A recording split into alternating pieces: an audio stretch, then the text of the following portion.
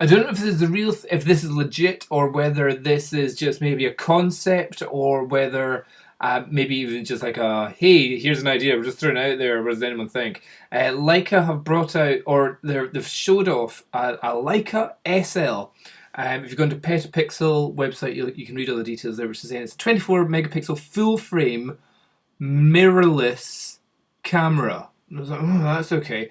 Now, generally with Leica, it's pretty bare to the bone, not a lot of buttons, which again with Leica is quite good.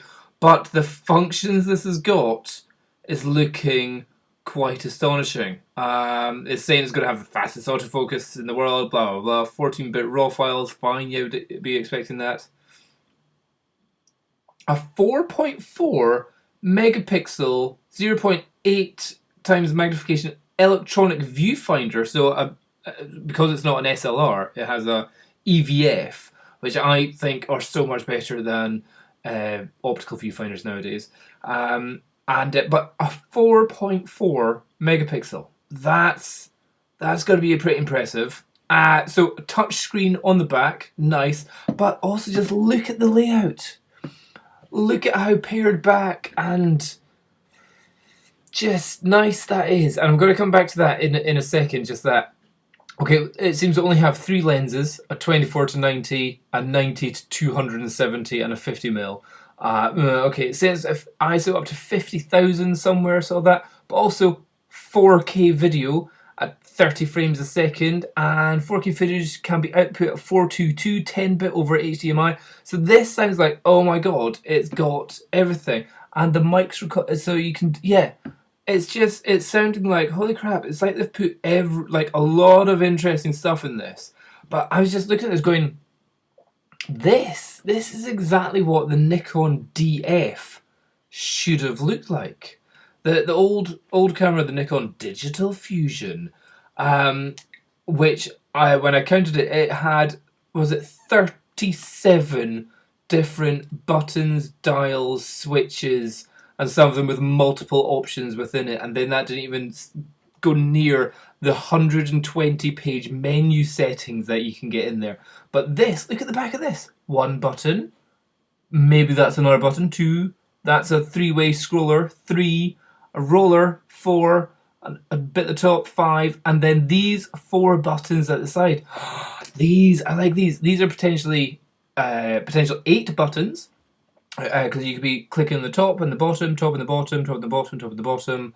It's a touchscreen LCD, so again, everything that you need can be done on the LCD. So again, meaning you just don't need to have it filled with stupid buttons all over the place. In fact, if I put it side by side, now, if that's anything to go by, look at the difference there.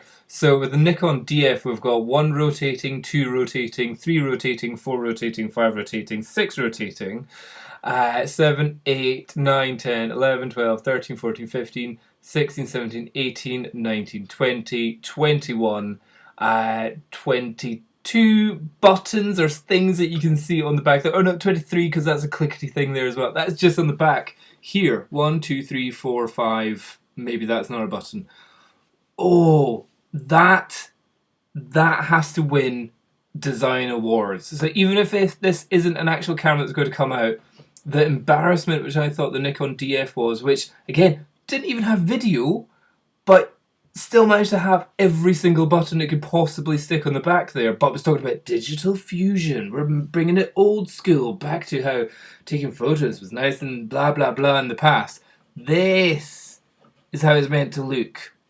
And they could even be like touchy, slidey scroller buttons. So let's say you're changing your ISO, you could slide it up and down or something. I don't know what these are. I may be completely wrong, and these may be absolutely nothing. But if they are kind of touchy buttons, up and down buttons, that's potentially 8 buttons, well disguised there. I think that looks absolutely brilliant.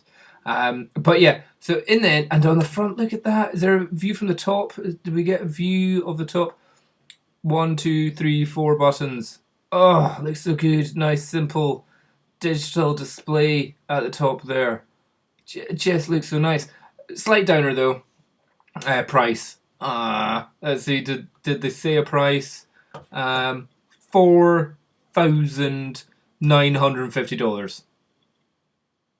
No, that's just for the lens. Okay, hold on. The actual camera, $7,450. So again, if you're a camera, I guess if you're a camera collector, because if you're spending that much money on this type of camera, you really just want to buy it, put it in a beautiful cabinet, and just look at it and stroke it. So this is if money is no object, and you just want to have a beautiful looking camera. You don't want to take this outside, not into the rain, not into the wind, or anything like that. But in terms of full respect to Leica, in making what I consider that looks like a beautiful camera, but at the same time, insane amount of statistics of like 4K video, 422 output, and all that kind of stuff in a mirrorless camera. It just sounds good. Where does an ISO of up to 50,000, brilliant, and no low pass filter and all that kind of stuff. So it just sounds the business.